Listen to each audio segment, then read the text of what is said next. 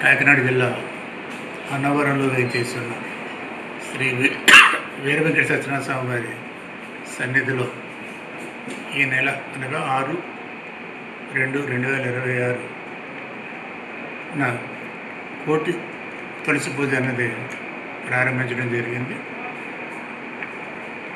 ఈరోజు అనగా 15/2/2026 ఉదయం 11 గంటలకి పూర్ణాహుతితో ఈ కోటి తులసి పూజా కార్యక్రమం పూర్తయిందండి.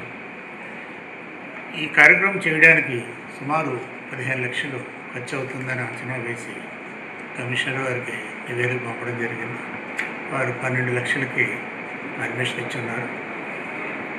డోనర్స్